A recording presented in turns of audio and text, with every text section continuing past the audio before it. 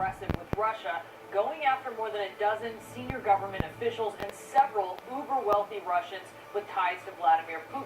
This is payback for, among other things, interfering with the 2016 U.S. election, and it's especially notable for a couple of individuals who have been targeted.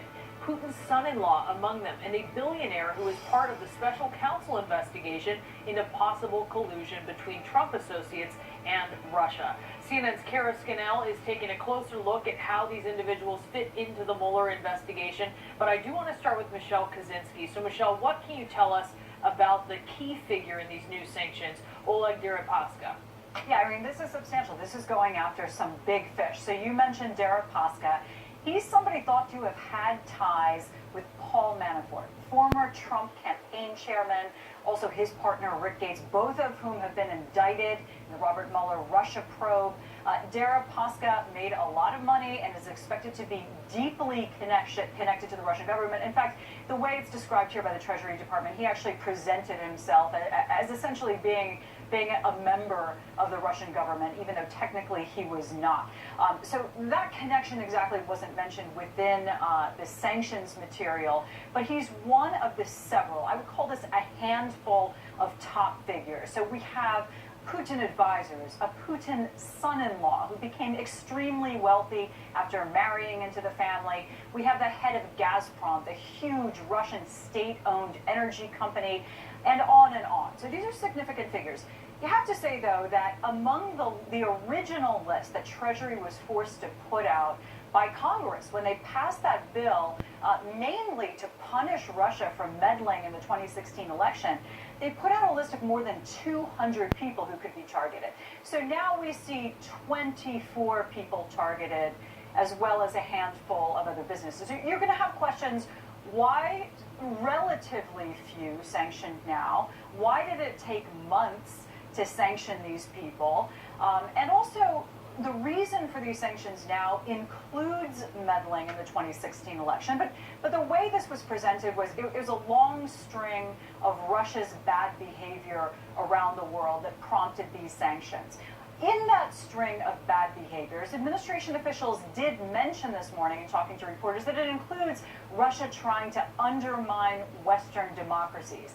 So they only mentioned U.S. election meddling in a very general sense. Since then, though, the administration has put out basically a paper list of Russia's behavior and reasons for these sanctions, along with more detail. And in this material, they do spell it out. They say Russia's interference in the 2016 election.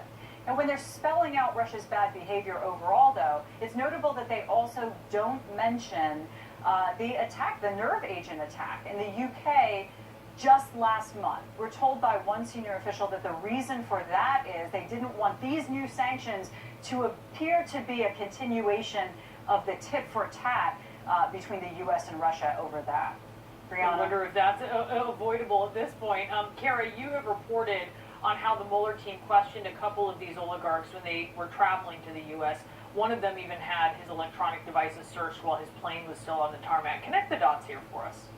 Well, Brianna, we don't know the names of the individuals who were stopped by Mueller, but what we do know from this list of those individuals that were sanctioned today is that a number of them do overlap with actors that Mueller is investigating. As Michelle described, Oleg Deripaska, he's the head of an aluminum company. He'd invested in a venture that Paul Manafort and Rick Gates had been involved with.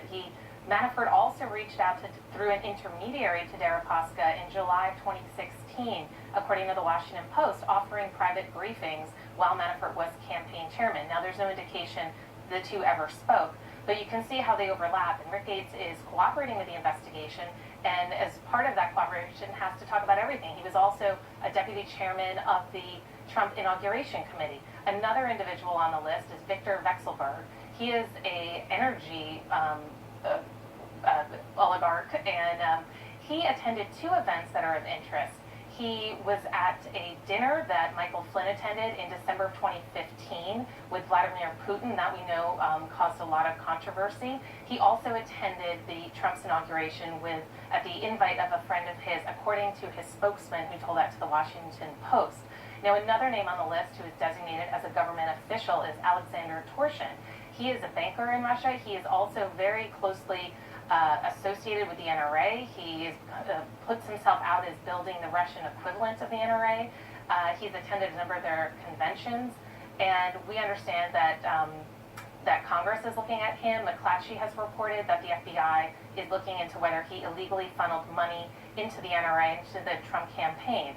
So while none of these individuals have been accused of any wrongdoing, they are now put on the sanctions list, which has ties to the election, and it remains to be seen whether Mueller makes any moves against them. But we see now that there are some connections between at least these three individuals and several people within Mueller's orbit.